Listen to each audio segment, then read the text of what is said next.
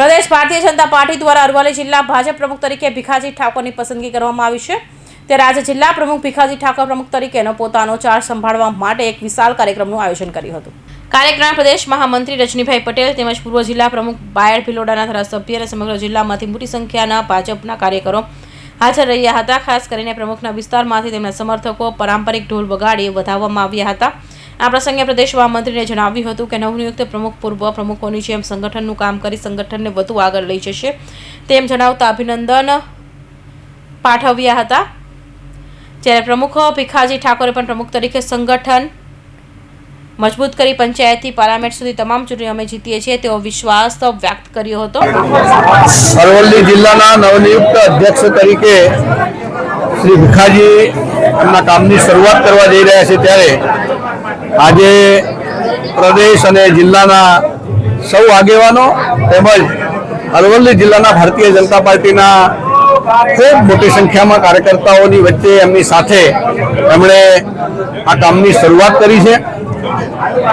ભારતીય જનતા પાર્ટીનો કોઈ પણ જવાબદારીનો વ્યક્તિ એ કાર્યકર્તા ભાવથી બધાને સાથે લઈને કામ કરતો હોય છે અને એના કારણે જ શ્રેષ્ઠ પરિણામો પ્રાપ્ત થતા હોય છે।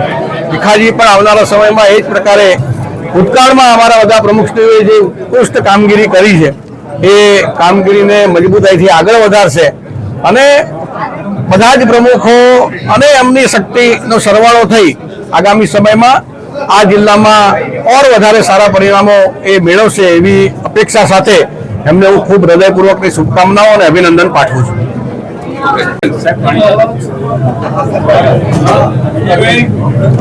આજે ભારતીય જનતા પાર્ટીએ પ્રદેશના નેતૃત્વએ જ્યારે એક નવી જવાબદારી મને જિલ્લાના અધ્યક્ષ તરીકેની સોંપી છે ત્યારે આજે મારો પદગ્રહણ સમારોહ રાખેલ હતો। એમાં અમારા પ્રદેશના મહામંત્રી આદરણીય રજનીભાઈ તેમજ બીજા અન્ય પ્રદેશના આગેવાનો અને જિલ્લાના બૂથ સુધીના કાર્યકર્તાઓનો સાથે મળી અને આ મોટી વિશાળ સંખ્યામાં અમે કાર્યક્રમ કર્યો અને એમાં આજે મને આખા નેતૃત્વએ જ્યારે મોટી જવાબદારી સોંપી છે ત્યારે વિશ્વાસ આપું છું કે કાર્યકર્તા તરીકે આ જિલ્લાના સંગઠનને મજબૂત કરી અને આવતા સમયમાં દરેક ચૂંટણી અમે આ સંગઠન મારફતથી જીતીએ અને અત્યારે પંચાયતથી પાર્લામેન્ટ સુધી જે ભારતીય જનતા પાર્ટીનું શાસન છે અને શાસન થકી જ્યારે સરકારો બનતી હોય છે સંગઠનથી અને એ સરકારો પણ છેવાડાના માનવીની ચિંતા કરી અને છેવાડાના માનવીનો વિકાસ થાય સંગઠન મારફતે આ બધું જ કામ અમે કરીશું। આટલું કહીને